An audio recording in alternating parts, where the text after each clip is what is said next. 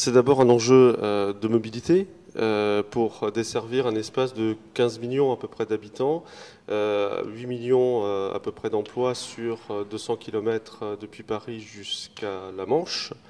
Et donc c'est un enjeu aussi de mobilité, de permettre à la fois aux personnes et aux marchandises de circuler dans de bonnes conditions à l'échelle de cet axe.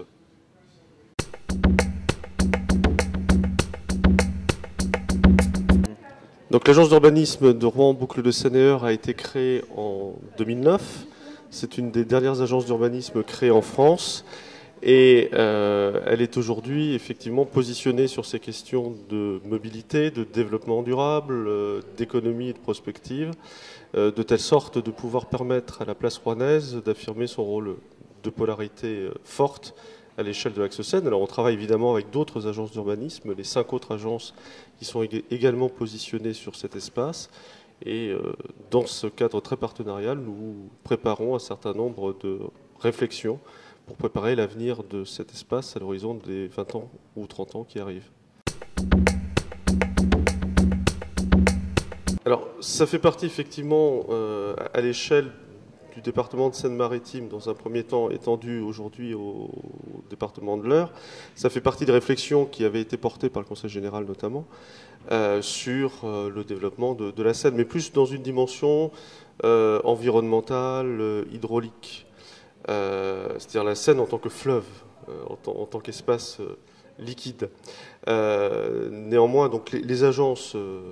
pour leur part, ont travaillé sur des dimensions plutôt de mobilité, plutôt de préparation de l'architecture des mobilités de ce territoire, avec l'arrivée probable de la ligne nouvelle Paris-Normandie. On a effectivement publié l'année dernière, à l'occasion du colloque qui se tenait à Rouen,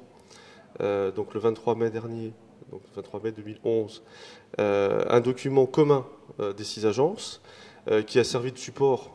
au débat et aux réflexions de ce colloque. Alors, il est vrai que cette série de colloques, puisqu'il y en a un 3e cette année à Paris au mois de novembre, le premier avait eu lieu au Havre, le second à Rouen, sont des colloques qui sont portés à l'initiative des collectivités territoriales, notamment du président de la CREA, du maire de Paris et du président de la CODA, donc pour le Havre, qui sont la marque de la préparation par les élus locaux de différents travaux, de différents aménagements et de différentes prospectives pour effectivement que la ligne nouvelle et les aménagements nécessaires de cet espace arrivent, même s'ils sont parfois portés par l'État, dans de bonnes conditions.